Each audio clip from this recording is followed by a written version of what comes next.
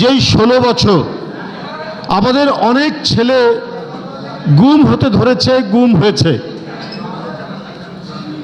যারা গুম হতে ধরেছিল এদের প্রায় 100 জন গুম হওয়া থেকে বেঁচেছে এই বিএনপি পিটের সাংবাদিকদের জন্য।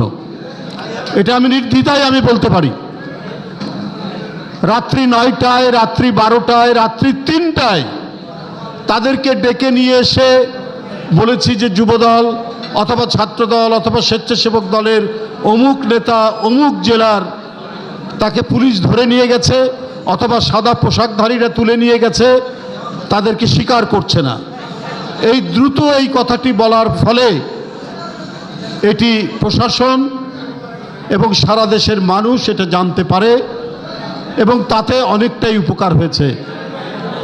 এবং আমি আগেই বললাম যে কমপক্ষে 100 জন নেতাকর্মী বিএনপির এবং এর অঙ্গ সংগঠনের নেতাকর্মীদের জীবন নিরাপদ হয়েছে এই বিটের সাংবাদিকদের জন্য।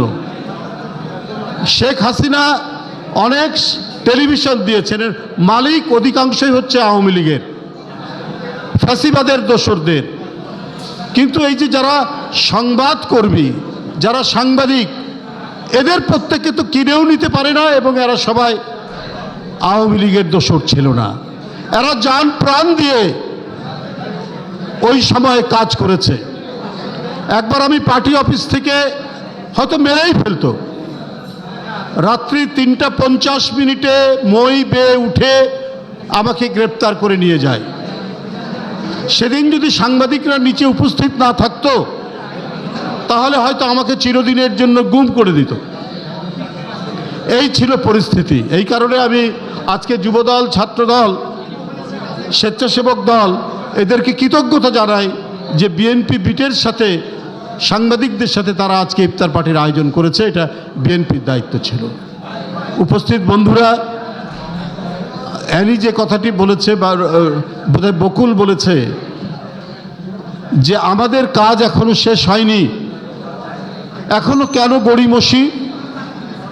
কদিন আগে না নিশ্চিত করে বললেন যে ডিসেম্বরের মধ্যেই নির্বাচন হবে। আরও অনেকে গুরুত্বপূর্ণ ব্যক্তি বলেছেন সরকারের। আবার আজকে খবরের কাগজে পড়লাম এটা জুনেও হতে পারে। সেখানে বলেছেন যে যদি স্বল্পমেয়াদী সংস্কার চান তাহলে ডিসেম্বরে, আর যদি দীর্ঘমেয়াদী সংস্কার চান তাহলে জুনে। এই কথাগুলো আপনার বলে সরকারের পক্ষ থেকে ধোঁয়াশা তৈরি করা হচ্ছে কেন? এটা আজকে জনগণের জিজ্ঞাসা।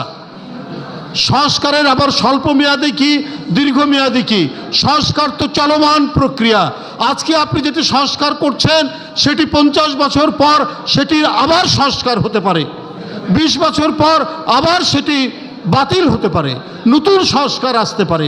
তাহলে এই কথাটি আসছে কেন যে আজকে স্বল্পমেয়াদী সংস্কার হলে ডিসেম্বর আর দীর্ঘমেয়াদী সংস্কার হলে এইটা জুন?